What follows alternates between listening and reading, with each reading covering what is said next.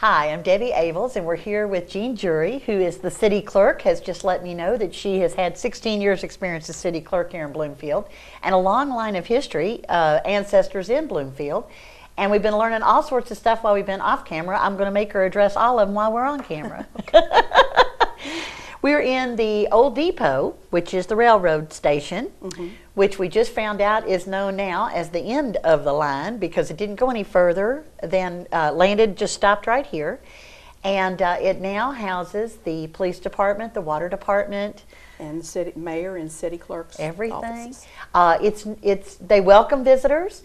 But if you're a railroad buff and are wanting information strictly on the railroad, Jean's the person to see, and she'll tell us a little bit more about that as we move through. But tell us how the line got started and some of the history that you were telling me that I thought was so interesting here in Bloomfield. Well, there was a monopoly on trade with the South. Okay. Louisville and Cincinnati. Louisville accessed the South through the river, and the stagecoaches brought the passengers here. And Cincinnati was really competing with Louisville for the trade with the South. Okay. So what developed was an organization called the Cumberland. They wanted to connect the Ohio River to the Cumberland River. Okay. And so they took the name C for Cumberland and O for Ohio River, Cumberland Ohio Company or Railroad Company. Okay. And it went through Congress in 1867. Not Congress, but the General Assembly, okayed for the Cumberland, Ohio Company to build a railroad to connect these two thoroughfares by rail. And they got, I guess, were financed through the state legislature, and they just couldn't get it going. And there was a lot of finagling going on and trickery.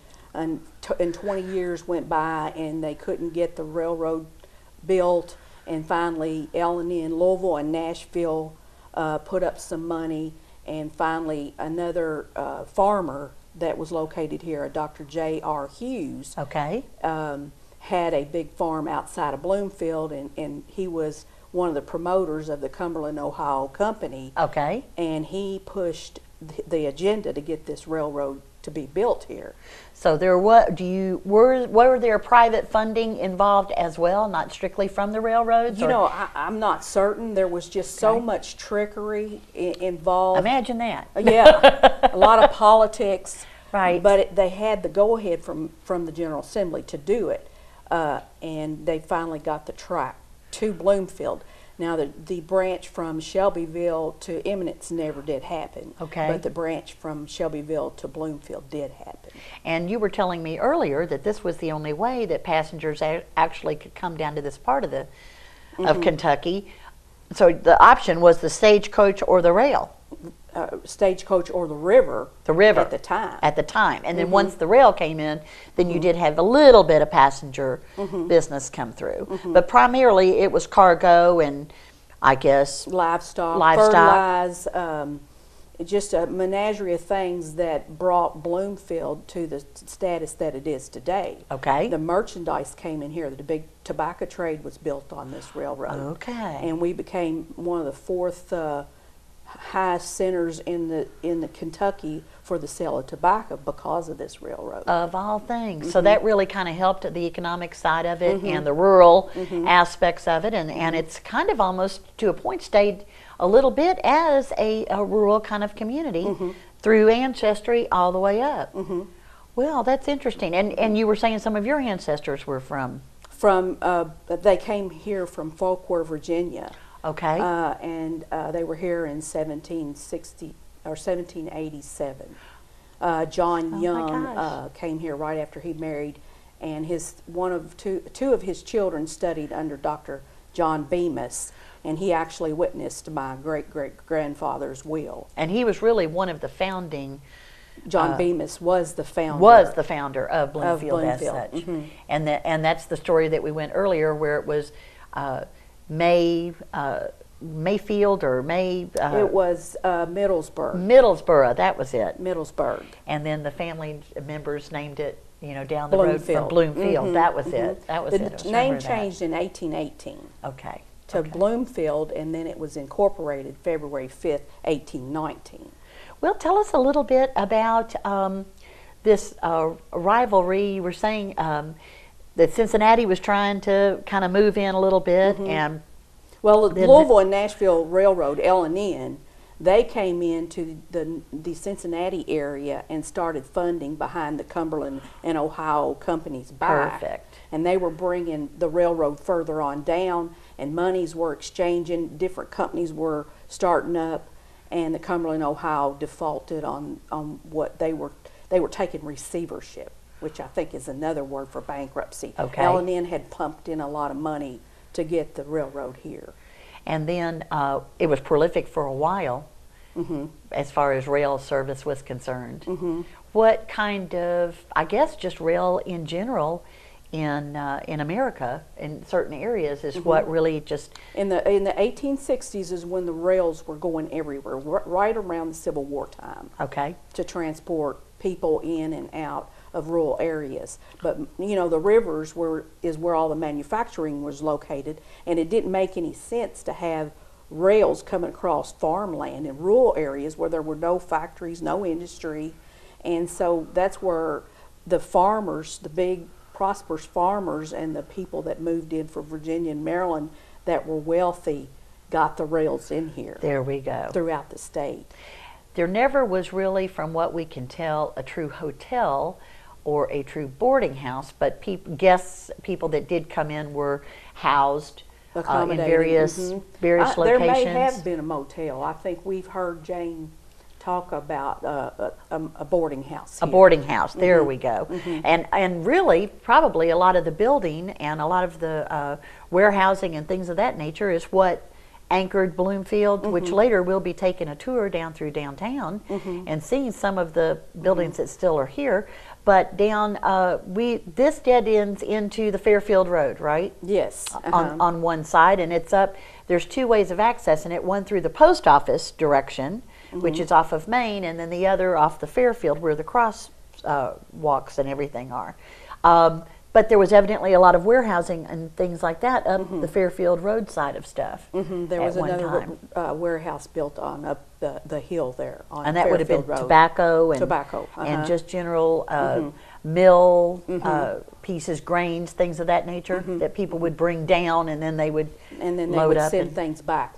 They brought coal into here and then took livestock out as farmers were selling their fall crops, things like that. Okay. Now, the last train arrived in October of 1952, and they were in negotiation to close the railroad down, and in 1954, they sold the roadbed to the city of Bloomfield for $25. They took up the steel off of all the roadbed from here to Eminence or from here to Shelbyville, and left a gap in the road up here where there was no bridge over Simpson Creek. So, oh my gosh! Yeah, that was pretty interesting.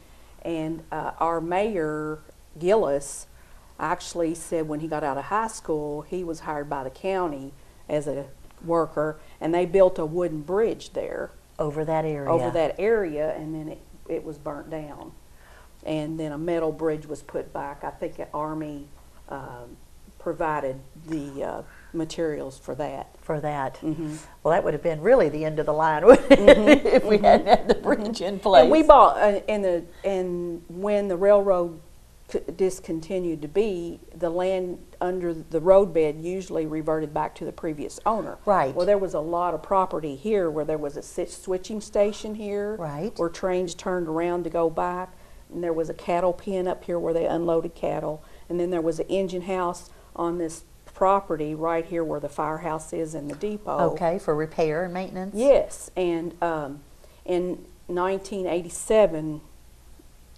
we bought this, the city of Bloomfield bought this building and the lot beside it. It was all one lot. Okay. And then in 1989, the council voted to put a firehouse here beside it. Okay. So they deeded that over to the North Nelson Fire District. Perfect. Where they built a new warehouse. That's perfect. Good land reuse.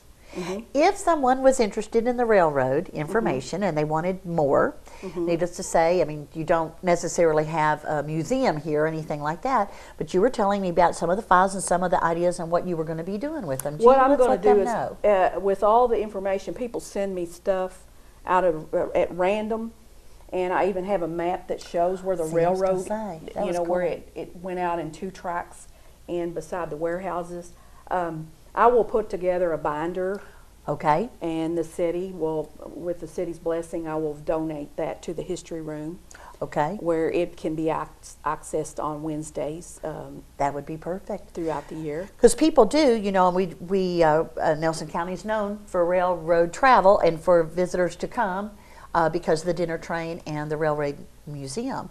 And having them refer people that might want a little bit more information on the L&N and the CO and also the Bloomfield area, it would be great for them to be able to know that they can go there, and we'll certainly write about that in the Simply Put newspaper to let people know that are tourists that are coming in that there's additional information in Bloomfield as well, because sometimes things like that get overshadowed with some of the bigger, better, you know, places. And there's so many files that are just entrenched in history.